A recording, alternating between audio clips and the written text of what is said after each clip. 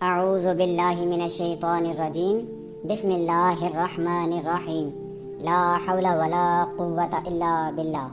السلام علیکم ورحمۃ اللہ وبرکاتہ۔ پیارے محمد مصطفیٰ صلی اللہ تعالی علیہ وآلہ وسلم کے پیارے صحابی حضرت سیدنا کعب بن زہیر رضی اللہ تعالی عنہ بارگاہ رسالت صلی اللہ تعالی علیہ وآلہ وسلم میں عقیدت سے لبریز اشعار پیش کرتے ہوئے عرض کرتے ہیں، جن کا ترجمہ یہ ہے کہ بے شک پیارے محمد مصطفیٰ صلی اللہ تعالی علیہ وآلہ وسلم ایسے نور ہیں جن سے روشنی حاصل کی جاتی ہے۔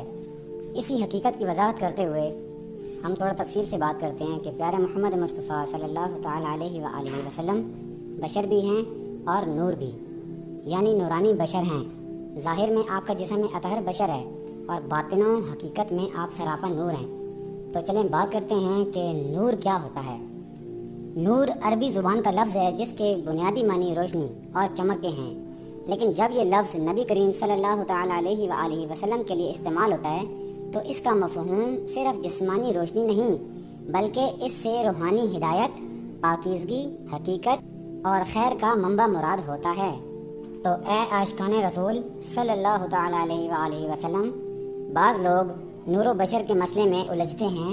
یہاں یہ سمجھنے کی ضرورت ہے کہ پیارے محمد مصطفیٰ صلی اللہ تعالی علیہ وآلہ وسلم بے شک بشر یعنی انسان ہیں، فرشتے اور جن نہیں ہیں۔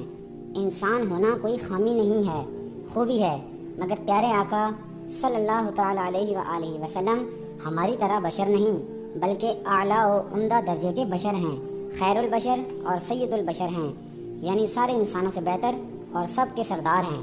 اگر کوئی یہ کہے کہ پیارے محمد مصطفیٰ صلی اللہ تعالی علیہ وآلہ وسلم صرف نور ہیں، بشر نہیں ہیں، تو یہ کفر ہو جائے گا، کیونکہ قرآن پاک میں اللہ تعالیٰ نے آپ کو بشر کہا ہے۔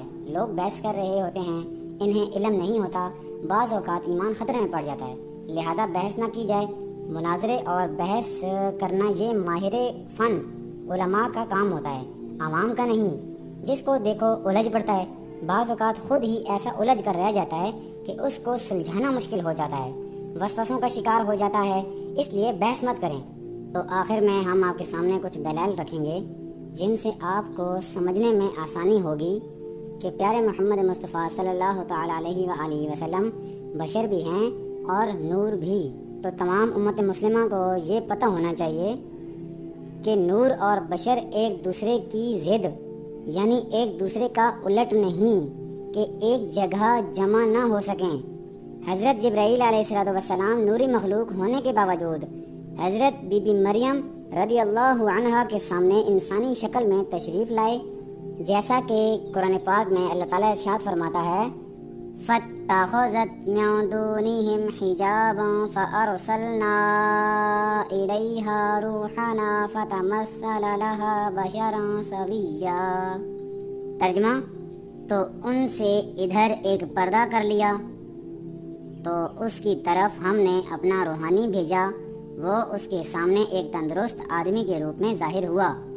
قرآن پاک کی اس آیت میں ہمیں یہ بتایا گیا ہے کہ جب حضرت مریم رضی اللہ تعالی عنہا خلوت میں تشریف لے گئیں تو آپ رضی اللہ تعالی عنہا نے اپنے اور گھر والوں کے درمیان پردہ کر لیا۔ اس وقت اللہ تعالیٰ نے حضرت مریم رضی اللہ تعالی عنہا کی طرف حضرت جبرائیل علیہ السلام کو بھیجا، تو آپ علیہ السلام حضرت مریم رضی اللہ تعالی عنہا کے سامنے نوجوان، بے ریش، روشن چہرے اور پیچ دار بالوں والے آدمی کی صورت میں ظاہر ہوئے۔ حضرت جبرائیل علیہ السلام کے انسانی شکل میں آنے کی حکمت یہ تھی کہ حضرت مریم رضی اللہ تعالی عنہا ان کے کلام سے مانوس ہو جائیں اور ان سے خوف نہ کھائیں، کیونکہ اگر حضرت جبرائیل علیہ السلام اپنی ملکوتی شکل میں تشریف لاتے تو حضرت مریم رضی اللہ تعالی عنہا خوفزدہ ہو جاتی اور آپ علیہ السلام کا کلام سننے پر قادر نہ ہوتی۔ تو چلیں اس آیت سے یہ تو معلوم ہوا کہ نوری وجود بشری صورت میں آ سکتا ہے۔ حضرت جبرائیل علیہ السلام فرشتہ ہیں، نور ہیں، اور حضرت مریم کے پاس بشری شکل میں ظاہر ہوئے۔ اس وقت اس بشری شکل کی وجہ سے حضرت جبرائیل علیہ السلام نورانیت سے علیحدہ نہیں ہوئے تھے۔ صحابہ کرام نے حضرت جبرائیل کو بشری شکل میں دیکھا، سیاہ زلفیں، سفید لباس، آنکھ، ناک، کان وغیرہ سب موجود ہیں، اس کے باوجود بھی وہ نور تھے۔ اسی طرح حضرت ابراہیم، حضرت لوط، حضرت داؤد علیہ السلام کی خدمات میں فرشتے شکل بشری میں گئے۔ تو اس تمام انفارمیشن سے ہمیں یہ معلوم ہوتا ہے کہ فرشتے انبیاء کرام کی خدمت میں انسانی شکل بشری صورت میں حاضر ہوتے تھے، مگر اس کے باوجود وہ نور بھی ہوتے تھے۔ پیارے محمد مصطفیٰ صلی اللہ تعالی علیہ وآلہ وسلم کی ذات اقدس وہ بلند ترین مقام ہے جہاں عقلیں جھک جاتی ہیں، دل نرم پڑ جاتے ہیں اور زبانیں ادب سے خاموش ہو جاتی ہیں۔ تو میری اللہ تعالیٰ سے یہی دعا ہے کہ اللہ تعالیٰ جو تیرے محبوب صلی اللہ تعالی علیہ وآلہ وسلم کے نور حقیقت کو نہ سمجھ پائے ان کے دلوں کو روشن فرما، اور جو اس مقام عظیم کو کھیل تماشا یا مناظروں کا میدان بنا بیٹھے ان کی زبانوں کو ادب سکھا، ان کے دلوں کو محبت مصطفیٰ سے لبریز فرما۔ یا اللہ ہمیں ان فضول بحثوں سے بچا جن سے عشق کم ہو، اور وہ علم عطا فرما جس سے تعظیم بڑھے۔ ہمیں وہ آنکھ عطا فرما جو نبی کریم صلی اللہ تعالی علیہ وآلہ وسلم کو عظمت سے دیکھے، وہ زبان عطا فرما جو صرف ادب سے بولے۔ یا رب ہمارے سینوں کو نور محمد مصطفیٰ صلی اللہ تعالی علیہ وآلہ وسلم سے منور فرما، اور ہمارے اعمال کو ان کی سیرت کا عکس بنا دے۔ آمین۔